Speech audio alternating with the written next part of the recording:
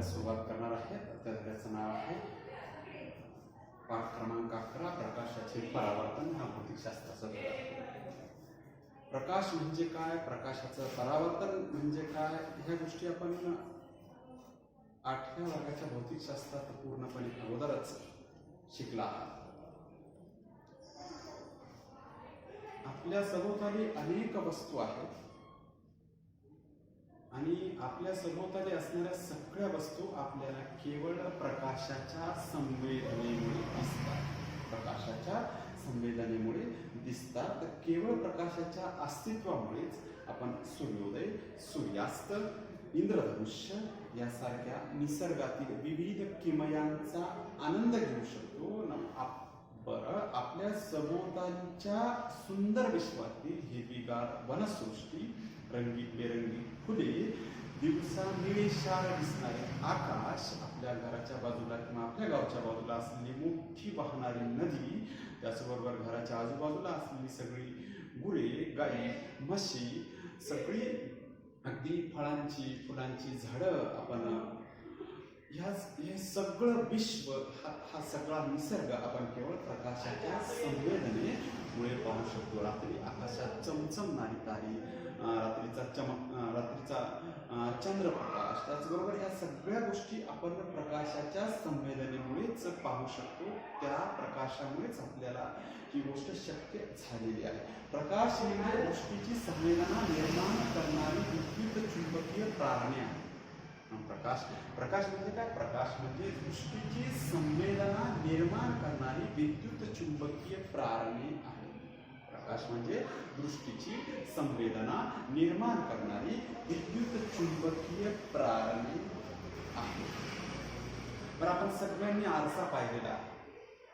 तुम्ही, मी, सगळेजण आपण सकाळी अंघोळ केल्याबरोबर आपलं आरशात आपला चेहरा बघतो. आपण टापटीप आहेत की नाही ते बघूनच आपण सर्वजण बाहेर पडतो.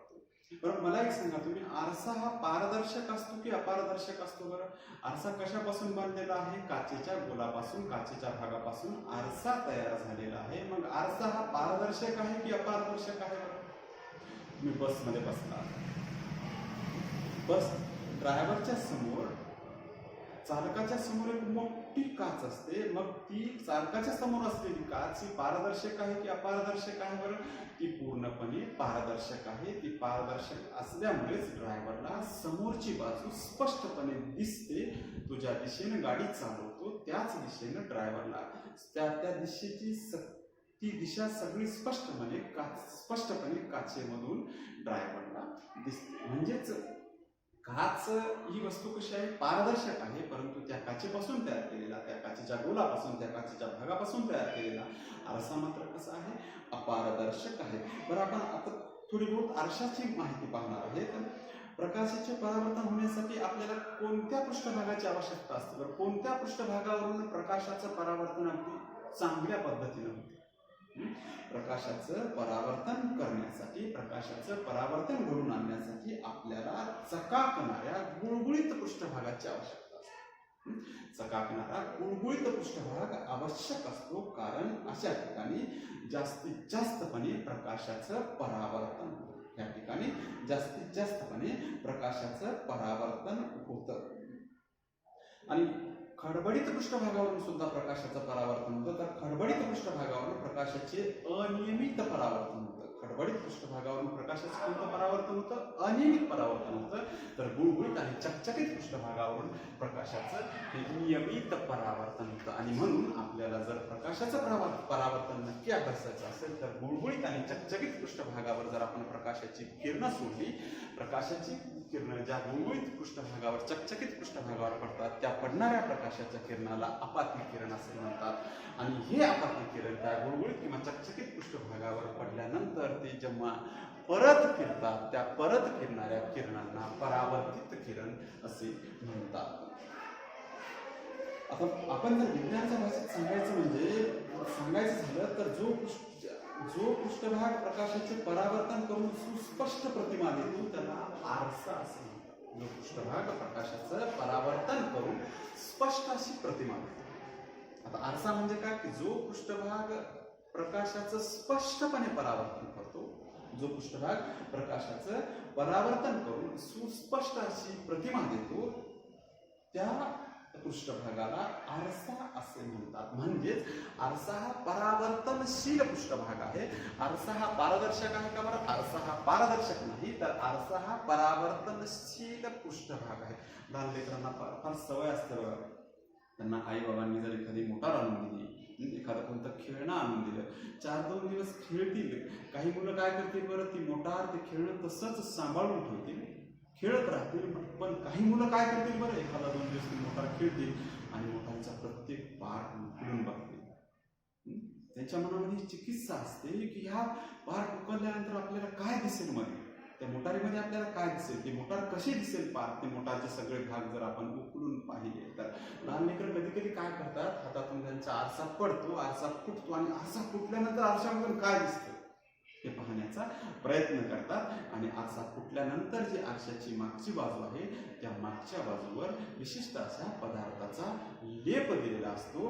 म्हणजेच तो लेप कशाचा आहे बरं, तो लेप आहे ॲल्युमिनियम किंवा चांदीचा लेप. चांदीचा थर आहे तो. ॲल्युमिनियम आणि चांदीचा थर सुरक्षित राहावा म्हणून त्यावर पुन्हा आणखी लेड ऑक्साईड सारख्या पदार्थाचा लेप दिला जातो. लहान लेकरं एवढ्यावर शांत बसत नाही, तर ॲल्युमिनियम किंवा तो जो चांदीचा लेप आहे तो लेप सुद्धा त्या आरशावरचा काढून टाकतात आणि आरसा असा समोर घेऊन बघतात. नंतर आपली प्रतिमा आरशात दिसते का?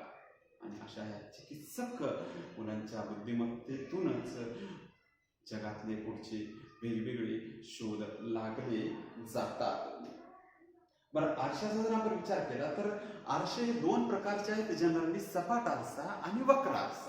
सपाट आरसा आणि वक्र आरसा. आपण आपल्या घरी जो आरसा वापरतो तो आरसा कोणता आहे बरं, सपाट आरसा आहे. आणि आपण सपाट आरशामध्ये आपली रोज प्रतिमा सुद्धा पाहतो.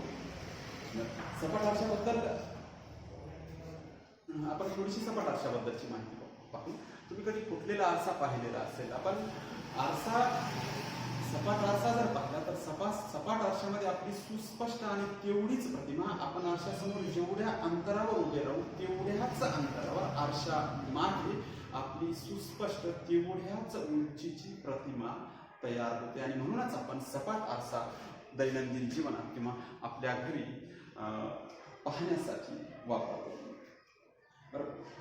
आरसा कसा तयार केला जातो? आरसा हा काचेच्या गोलाचा किंवा काचेचा एक भाग आहे किंवा काचेच्या गोलाचा एक भाग आहे. आरसा तयार करताना काचेचा वापर केला जातो आणि काचेची एक बाजू पूर्णपणे विलेपित केली जाते. जेव्हा काचेची एक बाजू पूर्णपणे विलेपित केली जाते तेव्हा अपारदर्शक काच तयार होते आणि ती अपारदर्शक काच म्हणजेच काय होय, आरसा.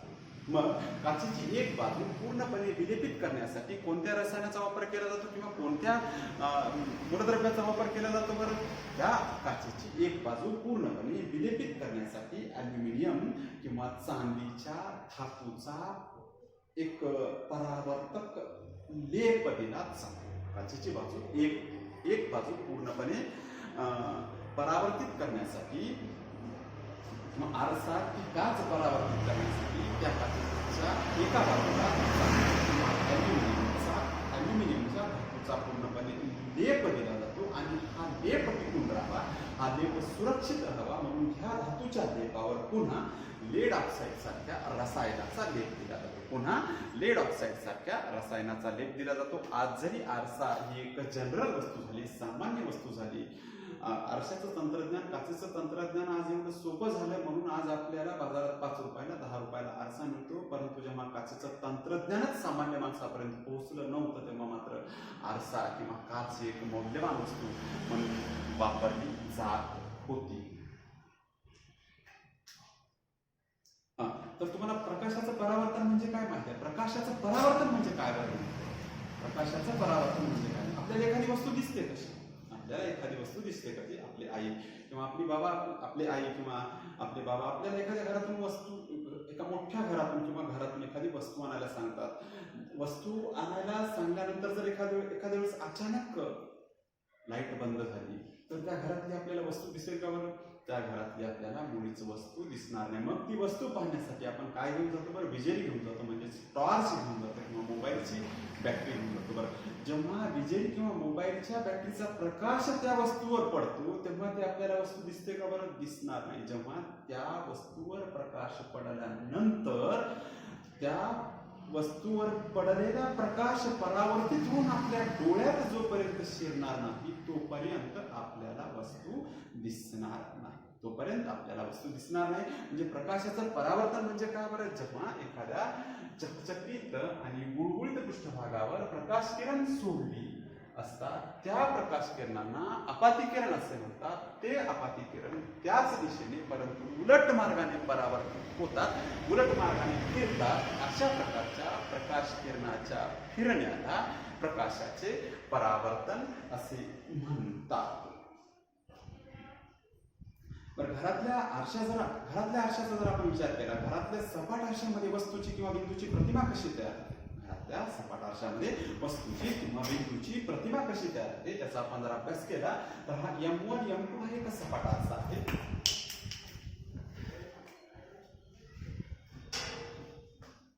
M1 M2 आहे एक सपाट आरसा आहे आणि ह्या सपाट आरशावर आपण लंब दिशेत 3 प्रकाश किरण सोडली आहे. सपाट आरशामध्ये लंब दिशेत 3 प्रकाश किरण सोडली आहेत.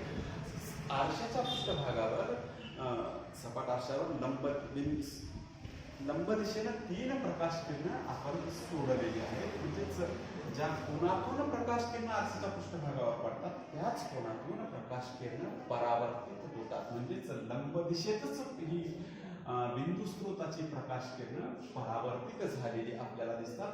आपातिकिरण ज्या मार्गाने आपातिकिरण आरशाच्या पृष्ठभागावर पडला त्याच मार्गाने परंतु उलट दिशेने तो आपातिकिरण काय झाला? परावर्तित झाला.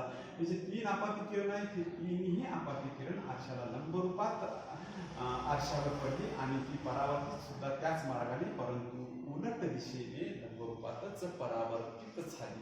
म्हणजेच ह्या आरशाच्या मागे बिंदू स्त्रोताची प्रतिमा, बिंदू स्त्रोत आरशासमोर जेवढ्या अंतरावर आहे तेवढ्याच अंतरावर आरशाच्या मागे आणि तेवढीच बिंदू स्त्रोताची प्रतिमा तयार होते. सपाट आरशाचा एक खास सपाट आरशाचं वैशिष्ट्य, सपाट आरशाचा गुणधर्म म्हणजे सपाट आरशासमोर जेवढ्या अंतरावर वस्तू ठेवली आहे तेवढ्याच अंतरावर सपाट आरशाच्या मागे आणि तेवढीच त्या वस्तूची प्रतिमा तयार होते.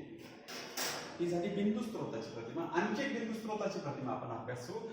M1 आकृती नंबर 2 बघा. ह्या आकृती नंबर 2 मध्ये आपल्याला दिसतो सपाट आरसा M1 M2 सपाट आरसा आहे आणि ह्या सपाट आरशाच्या समोरील बाजूस O ही वस्तू ठेवलेली आहे. सपाट आरशाच्या समोरील बाजूस O ही वस्तू ठेवलेली आहे आणि या O या बिंदू स्त्रोतामधून O या वस्तूमधून किंवा बिंदू स्त्रोतामधून आपण 2 प्रकाश किरण सोडले आहेत सपाट आरशावर. त्या प्रकाश किरणाची नाव OR1 आणि OR1 आणि OR2. जसे ही 2 प्रकाश किरण सपाट आरशाच्या पृष्ठभागावर किंवा सपाट आरशावर पडली तशीच ह्या बिंदू स्त्रोतामधून निघणारी सगळी प्रकाश किरण ह्या आरशाच्या पृष्ठभागावर जनरली पडतात. बरं, ही प्रकाश किरण कोणती? OR2 आणि OR1 ही प्रकाश किरण सपाट आरशावर पडल्यानंतर ती परावर्तनाच्या नियमानुसार परावर्तित झाली आणि परावर्तित झालेली प्रकाश किरण कोणती आहेत बरं? R2S2 आणि R1S1 अशी परावर्तित झालेली 2 प्रकाश किरण आहेत. बरं, ही परावर्तित झालेली प्रकाश किरण आपण जर तशीच मागे वाढवली तर O1 या ठिकाणी येऊन मिळतात. मागे वाढवली तर कुठे येऊन मिळतात बरं? O1 या ठिकाणी येऊन मिळतात. आपण जर E म्हणजे ह्या ठिकाणाहून पाहिले असता ती प्रकाश किरण कुठून आल्यासारखा भास होतो बरं? O1 या ठिकाणाहून आल्यासारखा भास होतो. परंतु प्रत्यक्षात आपण जोडलेली प्रकाश किरण O1 या ठिकाणाहून येत नाही, फक्त ती O1 या ठिकाणाहून आल्यासारखा भास होतो. म्हणजेच O1 या बिंदू स्त्रोताची प्रतिमा आरशाच्या मागे O ह्या बिंदू स्त्रोताची प्रतिमा आरशाच्या मागे O1 या ठिकाणी तेवढ्याच अंतरावर आणि तेवढीच प्रतिमा तयार झालेली. म्हणजे O या बिंदू स्त्रोतातून जेवढे प्रकाश किरण पडतात तेवढे प्रकाश किरण आरशाच्या पृष्ठभागावर पडली असतात. परावर्तनाच्या नियमानुसार प्रत्येक प्रकाश किरण परावर्तित होईल आणि ती परावर्तित झालेली प्रकाश किरण आपण वाढवली तर O या ठिकाणी एकमेकांना छेदल्यासारखी आपल्याला दिसतात आणि या ठिकाणाहून आपण पाहिले असतात ती कुठून आल्याचा भास होतो आपल्याला O या ठिकाणाहून आल्याचा भास होतो, परंतु प्रत्यक्षात ते O या ठिकाणाहून येत नाही. म्हणजेच त्या बिंदू स्रोताची प्रतिमा O या ठिकाणी सपाट आरशामागे तेवढ्याच अंतरावर आणि तेवढीच प्रतिमा तयार होते. ही झाली बिंदू स्रोताची प्रतिमा. आणि आपण एखादा मोठ्या स्रोताची प्रतिमा तयार करून बिंदू स्रोतावर ऐवजी आपण एक विस्तारित स्रोत घेऊ. तिसरी आकृती बघा, M1 M2 हा सपाट आरसा आहे आणि एक आपण वस्तू ठेवली आपण सपाट आरशासमोर, PQ नावाची वस्तू, त्याला पेन किंवा पेन्सिल असे आपण संबोधू. पेन किंवा पेन्सिल अशी आपण संबोधू. ह्या पेन्सिल मधून निघणारी, ह्या स्रोतामधून निघणारी सगळी प्रकाश किरण M1 M2 या सपाट आरशाच्या पृष्ठभागावर पडणार आहे. सगळी प्रकाश किरण या स्रोतामधून आरशाच्या सपाट आरशाच्या पृष्ठभागावर पडली की या सगळ्या प्रकाश किरणाचं परावर्तनाच्या नियमानुसार परावर्तन होईल आणि सपाट आरशामागे ह्या पेन्सिल मधून निघालेली सगळी प्रकाश किरण परावर्तित झाल्यामुळे तेवढ्याच अंतरावर एक वस्तूची जशीच्या तशी तेवढीच प्रतिमा तयार होईल आणि ती प्रतिमा म्हणजे P1 Q1 ही प्रतिमा होईल. सगळे पेन मधून निघणारी किंवा पेन्सिल मधून निघणारी सगळी प्रकाश किरण आरशाच्या पृष्ठभागावर पडल्यानंतर ह्या पूर्ण प्रकाशाच्या स्रोतापासून तयार झालेली एक प्रतिमा आपल्याला आरशाच्या मागे तेवढ्याच अंतरावर आणि तेवढीच तयार होईल. ती प्रतिमा म्हणजे कोणती आहे बरं? P1 Q1 ही ह्या पेनची किंवा पेन्सिलची आपल्याला प्रतिमा पाहायला मिळते. म्हणजे आज आपण एक नियम असा अभ्यासला की सपाट आरशामधून होणारं किंवा सपाट आरशामध्ये होणारं प्रकाशाचं परावर्तन, सपाट आरशामुळे होणारं जे प्रकाशाचं परावर्तन आहे हे प्रकाशाचं परावर्तनाच्या नियमानुसार होते आणि सपाट आरशामध्ये जी प्रतिमा तयार झाली ती प्रतिमा त्या बिंदू स्रोता एवढी किंवा विस्तारित स्रोता एवढी आरशामागे तेवढ्याच अंतरावर तयार होते. याला प्रकाशाचं परावर्तन असे म्हणतात. एखाद्या व्यक्तीची सपाट आरशामध्ये संपूर्ण प्रतिमा तयार होण्यासाठी सपाट आरसा किती उंचीचा असला पाहिजे? जर एखाद्या व्यक्तीची प्रतिमा, एखाद्या वस्तूची प्रतिमा सपाट आरशामागे किंवा सपाट आरशामध्ये पूर्णपणे तयार होण्यासाठी त्या सपाट आरशाची उंची वस्तूच्या उंचीच्या अर्धी असली पाहिजे किंवा व्यक्तीच्या उंचीच्या अर्धी असली पाहिजे. आकृतीमध्ये आपल्याला दाखवले बघा, आपण आकृतीमध्ये पहिल्यांदा 3 नावाचा अभ्यास करू. H, E आणि F. व्यक्तीचा H म्हणजे काय झालं बरं? डोकं, हेड. E म्हणजे काय झाली? आई, डोळे. आणि F म्हणजे काय झालं बरं? फूट किंवा पाय. फूट किंवा पाय. तुम्हाला माहित आहे एखाद्या गुळगुळीत चकचकीत पृष्ठभागावर प्रकाश किरण पडली असता प्रकाश किरणाचं परावर्तनाच्या नियमानुसार होतं आणि परावर्तित कोन आणि अपतन कोन दोन्ही कोन कसे असतात बरं? समान मापाचे असतात. हा झाला अपतन कोन आणि हा झाला परावर्तन कोन. हा झाला अपतन कोन आणि हा झाला परावर्तन कोन. म्हणजेच इथे प्रकाश किरण आरशाच्या गुळगुळीत पृष्ठभागावर पडली आणि ती प्रकाश किरण परावर्तनानंतर कशी आहेत बरं? ती प्रकाश किरण परावर्तनानंतर पाहिली असता अपतन कोन आणि परावर्तन कोन कसे आहेत बरं? समान मापाचे आहेत. समान मापाचे असतात. हा प्रकाशाच्या परावर्तनाचा नियम आहे. हा प्रकाशाच्या परावर्तनाचा नियम आहे बरं. जेव्हा F पासून निघणारी प्रकाश किरण आरशाच्या पृष्ठभागावर पडतात आणि ती कुठे शिरतात घुसतात, आपल्या डोळ्यात घुसली, आपल्या डोळ्यात शिरली, आपल्याला काय दिसतात बरं? आपले पाय दिसतात. जेव्हा H पासून निघणारी, आपल्या डोक्यापासून निघणारी प्रकाश किरण आरशाच्या पृष्ठभागावर पडतात आणि परावर्तित होऊन आपल्या डोळ्यात शिरतात तेव्हा आपल्याला आपल्या शरीराची किंवा आपल्या अर्ध्या डोक्यापर्यंत सुद्धा प्रतिमा आपल्याला दिसते. म्हणजे शरीरामधून निघणारे सगळे प्रकाश किरण आरशाच्या पृष्ठभागावर पडली आणि ती परावर्तित झाल्यानंतर आरशाच्या मागे आपल्याला प्रतिमा मिळते. ह्यावरून आपल्या लक्षात येतं की PQ हा आरसा आहे आणि या PQ या आरशाची उंची किती आहे बरं? HF ह्या व्यक्तीच्या उंचीच्या किती असली पाहिजे? अर्धी असली पाहिजे. आपण इथे एक समीकरण लिहिलेलं आहे. PQ इक्वल टू RS आणि RS equal to RE plus ES. Now RE is equal to HE by 2 and ES is equal to EF by 2. ES is equal to EF by 2. Now HE by 2 plus EF by 2 equal to HF by 2 equal to HF by 2. म्हणजे आपली प्रतिमा आपल्याला पाहण्यासाठी काय म्हणजे कोणती प्रक्रिया नेमकी घडावी लागते आपल्या पायाकडून किंवा आपल्या लेग्स किंवा पायाकडून निघणारी प्रकाश किरण कुठे पडले पाहिजे आरशाच्या पृष्ठभागावर. डोक्याकडून निघणारी प्रकाश किरण आरशाच्या पृष्ठभागावर म्हणजे शरीरातून निघणारी प्रकाश किरण म्हणजेच डोक्याकडून आणि पायाकडून निघणारी प्रकाश किरण आरशाच्या पृष्ठभागावर पडल्यानंतर ती परावर्तित होऊन आपल्या डोळ्यात शिरतात आणि आपल्याला आपली प्रतिमा आरशाच्या मागे दिसते. म्हणजेच आपल्याला आपली प्रतिमा आरशाच्या मागे पूर्णपणे दिसण्यासाठी आरशाची उंची आपल्या उंचीच्या किती असली पाहिजे, अर्धी असली पाहिजे. आता माझी उंची जनरली 6 फूट आहे, म्हणजेच माझी प्रतिमा आरशात पूर्ण दिसण्यासाठी मला किती फुटाचा आरसा आवश्यक आहे? 3 फुटाचा आरसा आवश्यक आहे. आज आपण कशा कशाचा अभ्यास केला बरं? सपाट आरशाचा अभ्यास केला, प्रकाशाच्या परावर्तनाचा अभ्यास केला आणि याच्यानंतर आपण कशाचा अभ्यास करणार आहेत? गोलीय आरशाचा अभ्यास करणार आहेत. जनरली गोलीय आरसे आपल्याला कुठं पाहायला मिळतात बरं? गोलीय आरसे आणि त्याचबरोबर कोणते आरसे? वक्र आरसे आपल्याला कुठं पाहायला मिळतात? जनरली हे हास्य दालनात किंवा आरशाची जी गॅलरी असते ती गॅलरी मोठ्या मोठ्या यात्रेमध्ये ही आरशाची गॅलरी किंवा वेगवेगळ्या आरशांची गॅलरी आपल्याला पाहायला मिळते. आणि अशा हास्य दालनात आपण जेव्हा जाऊ तेव्हा आपल्याला आपल्या वेगवेगळ्या प्रतिमा पाहायला मिळतात. पण हे हास्य दालनातले आरसे मात्र आपण जो घरी सपाट आरसा वापरतो त्या आरशासारखे नसून ते मात्र कसे असतात बरं? वक्र असतात. म्हणून वक्र आरशामध्ये तयार होणारी प्रतिमा ही आपल्या प्रतिमे एवढी नसून ती कशी असते? आपल्या प्रतिमेपेक्षा मोठी किंवा लहान. त्याचबरोबर ती दिसायला सुद्धा कशी असते बरं? वेडी वाकडी प्रतिमा तयार होते. प्रत्येक वस्तूची प्रतिमा वक्र आरशामध्ये त्या वस्तूसारखीच नसून ती आकाराने मोठी किंवा लहान वेडी वाकडी प्रतिमा पाहायला मिळते.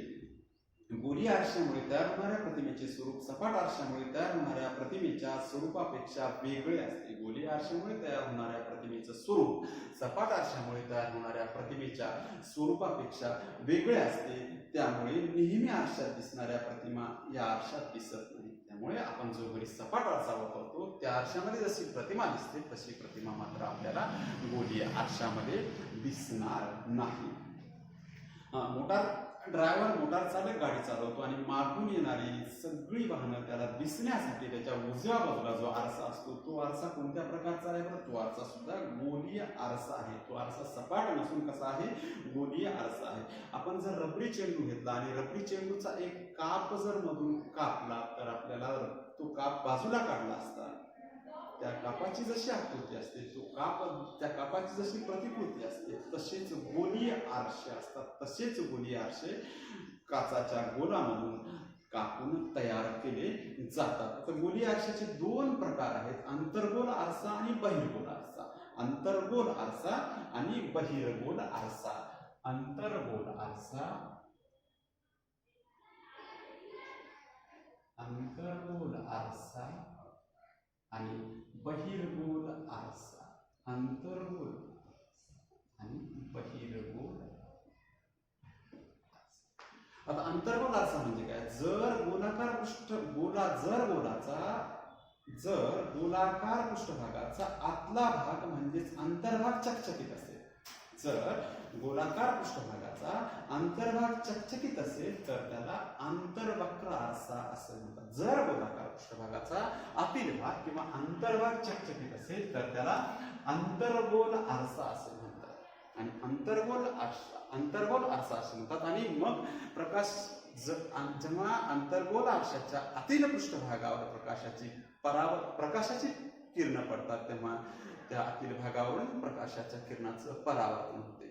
आणि जर गोलीय आरशाचा बाहेरील भाग चकचकीत असेल, जर गोलीय आरशाचा बाहेरचा भाग म्हणजेच बहिर्वक्र भाग चकचकीत असेल, जर गोलीय आरशाचा बाहेरचा भाग म्हणजेच बहिर्वक्र भाग चकचकीत असेल तर त्या आरशाला बहिर्वक्र आरसा किंवा बहिर्गोल आरसा असे म्हणतात. तर त्या आरशाला बहिर्वक्र आरसा. आता आपण गोलीय आरशा संबंधीच्या काही संज्ञा अभ्यासणार आहेत. त्या संज्ञा अशा आहेत: आरशाचा ध्रुव, वक्रता केंद्र, वक्रता त्रिज्या, मुख्य अक्ष, मुख्य नाभी आणि नाभीय अंतर. बघा, आरशाच्या पृष्ठभागाच्या मध्यबिंदूस आरशाचा ध्रुव असे म्हणतात. म्हणजेच आरशाच्या पृष्ठभागावर असणाऱ्या मध्यबिंदूस आरशाचा ध्रुव असे म्हणतात आणि तो आरशाचा ध्रुव पी ह्या संक्षिप्त संज्ञेने दर्शविला जातो. आरशाच्या ध्रुवाची संज्ञा काय? गोलीय आरशाच्या पृष्ठभागावर मध्यबिंदू, गोलीय आरशाच्या पृष्ठभागावरील मध्यबिंदूस गोलीय आरशाचा ध्रुव असे म्हणतात. गोलीय आरशाच्या पृष्ठभागावरील मध्यबिंदूस गोलीय आरशाचा ध्रुव असे म्हणतात आणि तो ध्रुव पी ह्या संक्षिप्त अक्षराने दाखवला जातो. वक्रता केंद्र, गोलीय आरसा ज्या गोलाचा भाग असतो, गोलीय आरसा ज्या गोलाचा भाग असतो त्या गोलाच्या केंद्रबिंदूस, त्या गोलाच्या मध्यबिंदूस गोलीय आरशाचा वक्रता केंद्र असे म्हणतात. आणि वक्रता केंद्र हे नेहमी सी ह्या इंग्रजी अल्फाबेटने दर्शविले जाते. मग वक्रता केंद्राची व्याख्या कशी? गोलीय आरसा ज्या गोलाचा भाग असतो त्या गोलाच्या केंद्रबिंदूस त्या गोलीय आरशाचा वक्रता केंद्र असे म्हणतात. तिसरी व्याख्या वक्रता त्रिज्या. वक्रता त्रिज्या आरसा, गोलीय आरसा ज्या गोलाचा भाग असतो, आरसा ज्या गोलाचा भाग असतो किंवा गोलीय आरसा ज्या गोलाचा भाग असतो त्या गोलाच्या त्रिज्येला त्या गोलीय आरशाची वक्रता त्रिज्या असे म्हणतात. आरसा ज्या गोलाचा भाग असतो त्या गोलाच्या त्रिज्येला त्या गोलीय आरशाची वक्रता त्रिज्या असे म्हणतात. इथे वक्रता त्रिज्या आपण पाहतो CA आणि CP ही ह्या गोलीय आरशाची वक्रता त्रिज्या आहे. गोलीय आरशाचा वक्रता केंद्र कोणता आहे? बरं, C आहे. तर गोलीय आरशाचा ध्रुव आरशाच्या पृष्ठभागावरील मध्यबिंदू P हा ह्या P अक्षराला किंवा P ह्या ठिकाणच्या बिंदूला गोलीय आरशाचा ध्रुव असे म्हणतात.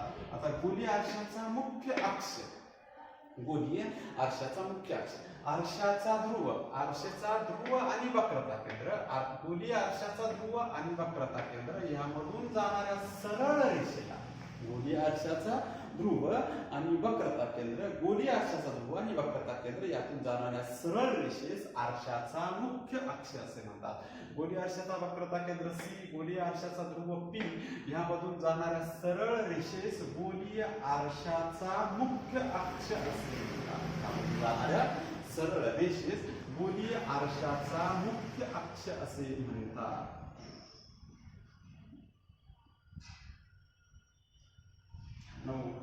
मुख्य नाभी. आता मुख्य नाभी म्हणजे काय बरं? अंतर्गोल आरशाच्या मुख्य अक्षाला, अंतर्गोल आरशाच्या मुख्य अक्षाला समांतर असणारी अपाती किरण.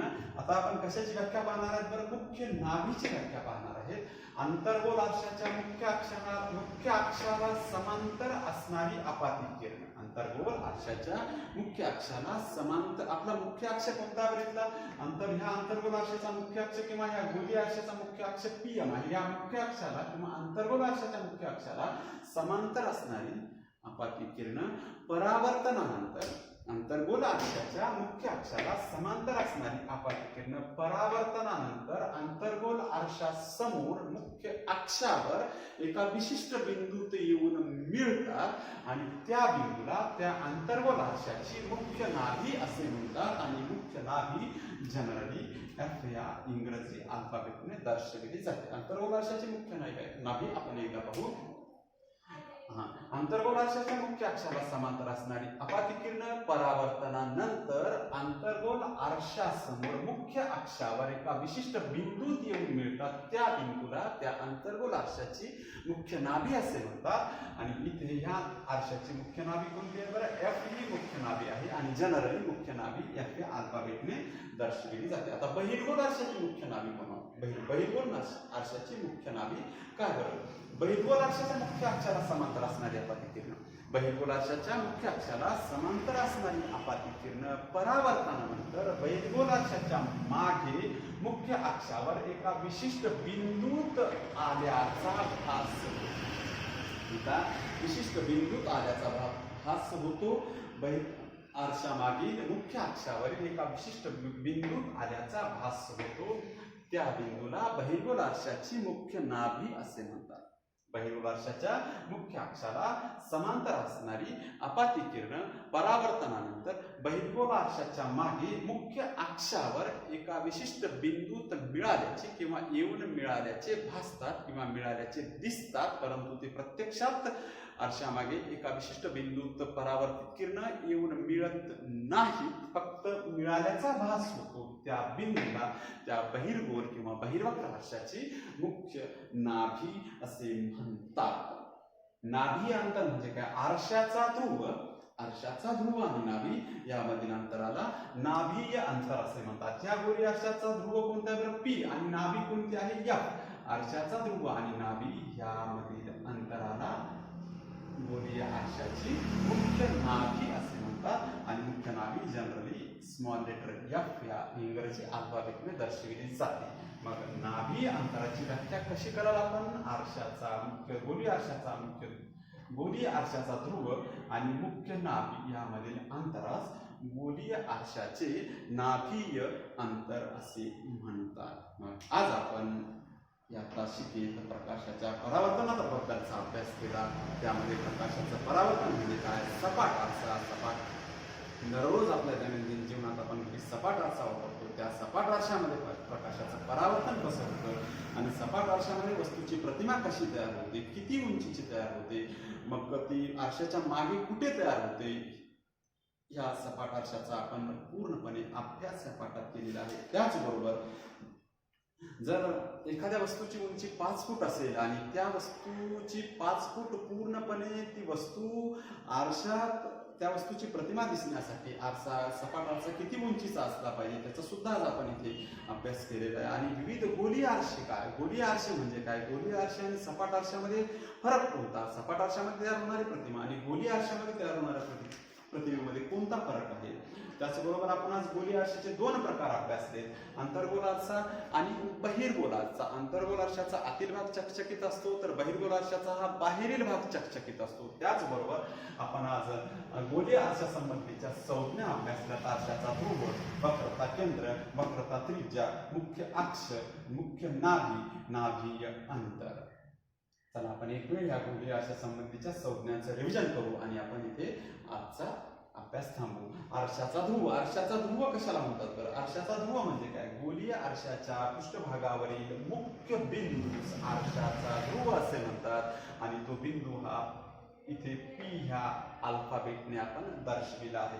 आता वक्रता केंद्र म्हणजे काय? आरसा ज्या गोलाचा भाग आहे त्या गोलाच्या मध्यबिंदूस त्या गोलीय आरशाचा वक्रता केंद्र असे म्हणतात. तो सी ह्या अक्षराने आपण इथे दर्शविला आहे. वक्रता त्रिज्या म्हणजे काय? ज्या गोलाचा भाग आहे त्या गोलाच्या त्रिज्येस त्या गोलीय आरशाची वक्रता त्रिज्या असे म्हणतात. इथे वक्रता त्रिज्या आपण CA आणि CP ह्या 2 वक्रता त्रिज्या ह्या गोलीय आरशाच्या इथे दर्शविल्या आहेत. मुख्य अक्ष, मग गोलीय आरशाचा ध्रुव आणि वक्रता केंद्र, गोलीय आरशाचा ध्रुव आणि वक्रता केंद्र यामधून जाणाऱ्या सरळ रेषेस, गोलीय आरशाचा ध्रुव आणि वक्रता केंद्र यामधून जाणाऱ्या सरळ रेषेस या गोलीय आरशाचा मुख्य अक्ष असे म्हणतात. PM हा इथे गोलीय आरशाचा मुख्य अक्ष आहे. मुख्य नाभी, अंतर्गोल आरशाच्या मुख्य अक्षाला समांतर असणारी अपाती किरण परावर्तनानंतर अंतर्गोल आरशासमोर मुख्य नाभीवर एकत्र येऊन मिळतात. ते मुख्य नाभीवर ज्या ठिकाणी एकत्र येऊन मिळतात त्या नाभीला त्या अंतर्गोल आरशाची मुख्य नाभी असे म्हणतात. बहिर्गोल आरशाची मुख्य नाभी बहिर्गोल आरशाच्या मुख्य अक्षाला समांतर असणारी अपाती किरण परावर्तनानंतर बहिर्गोल आरशाच्या मागे मुख्य अक्षावर एका विशिष्ट बिंदूत एकत्रित आल्याचा भास होतो. ते ज्या ठिकाणी एका विशिष्ट बिंदूवर एकत्र आल्याचा भास होतो तो बिंदू म्हणजे बहिर्गोल आरशाची मुख्य नाभी होय. नाभी अंतर, आरशाचा ध्रुव आणि आरशाची नाभी ह्यामधील अंतरास त्या गोलीय आरशाचे नाभीय अंतर असे म्हणतात. Now let us stop here आणि आपण बाकीचा भाग उद्या बघू.